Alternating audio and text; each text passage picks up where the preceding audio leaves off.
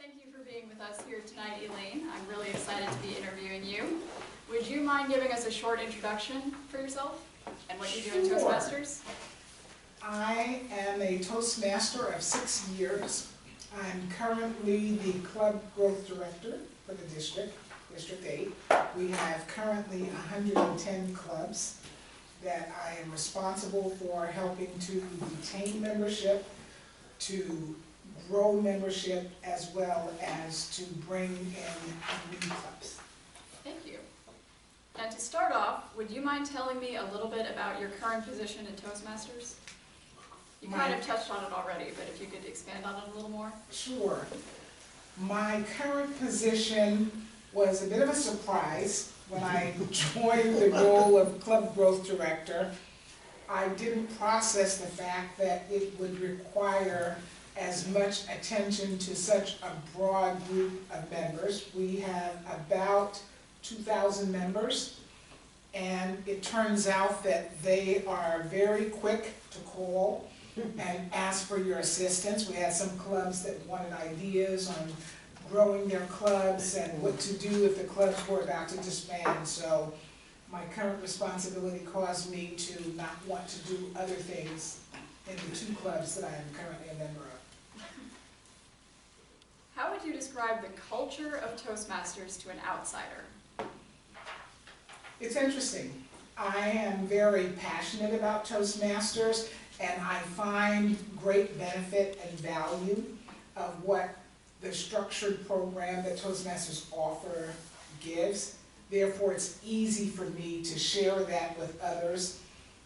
Almost every situation gives me an opportunity to talk to someone about how Toastmasters can help them in a specific area, whether it's professionally, personally, or just in life in general. So I find myself bringing people as guests, as well as letting them know how effective communication is, especially in this time when things are going pretty much in the way of technology. Members often talk about their Toastmasters journey. Would you tell us a little bit about your experiences in Toastmasters? My journey has been long, longer than I thought it was going to be, because I desire to get my Distinguished Toastmaster, and with continued persistence, I believe that during the spring conference I will get my medallion that will enable me to be amongst that distinguished group of members that have gotten their DTM. So I'm looking forward to that. Through that journey, I've been a club president 3 times. I've been the vice president of education. I've done many of the training sessions at conferences, at the training of officers. So I've done quite a bit in the scope of working with Toastmasters. And then you'll be able to say, "Don't time me." Don't time me. Yeah. Exactly. What do you feel has been the greatest benefit of joining Toastmasters for you? For me, the greatest benefit has been the number of people that I've gotten a chance to meet, as well as the development of the skill of communication. We all think that we don't need it. A lot of times the first impression is people say, "Oh, I don't speak in public, I don't need it." I have learned through my journey it's not true. We all can use help when it comes to communicating effectively. And I have no problem talking to somebody about that, spending time, more than one meeting, and letting them know just how important it is for us today to be able to communicate effectively.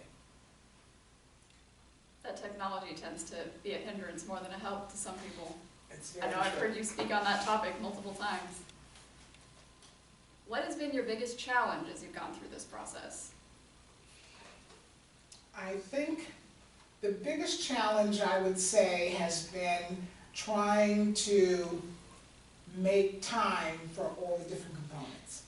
You want to get a speech done, you want to get it out of the way, and you find that through life's activities, it's often difficult to set aside the time to work on a speech. I'm glad that my speech tonight is reading, so I don't have as much of a problem doing that.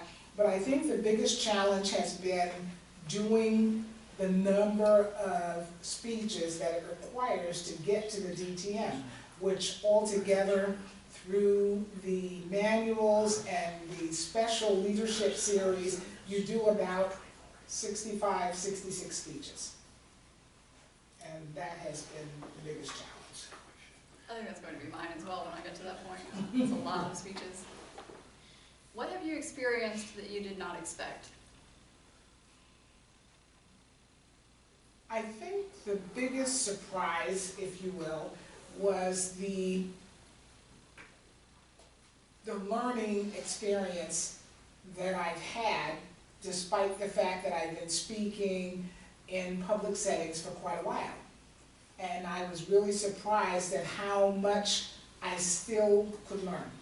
So learning for me, I'm a strong advocate of letting people know you can never stop learning. And that has been what I didn't expect when I came into Toastmasters. It's a good lesson. Do you have any Toastmasters accomplishments that you're particularly proud of?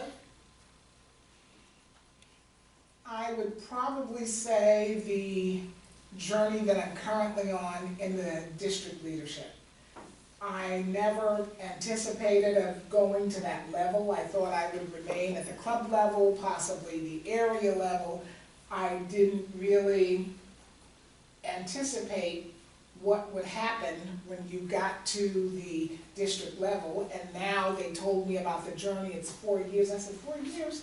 I'm club growth director, but the expectation is that you will then become program quality director and on to district director. So I guess you can say that's probably what I'm most proud of now, after I've taken that plunge. You never know, it might go on another couple of years, we'll be able to contribute another international president. Vote for Elaine. Not Eileen. My slogan. How do you feel that your life would be different if you had never joined Toastmasters? Interesting question.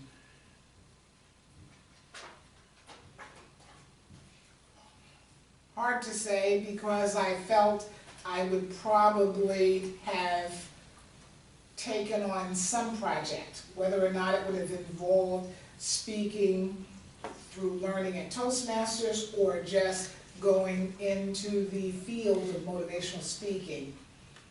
That may have been different without the Toastmaster structure and teaching. What advice would you give to someone about to take the first step on their Toastmasters journey? Don't be afraid. Allow yourself to be nervous. Allow yourself to take that plunge and go for it. It's good advice for anybody, no matter what they're trying to do. Well, that's about all the time we have, so I would like to thank everybody for watching us here tonight, and I would especially like to thank you, Eileen. I'm just going to give up on time. I give up forever. Thank you, Elaine, for interviewing with me tonight and giving us your insights.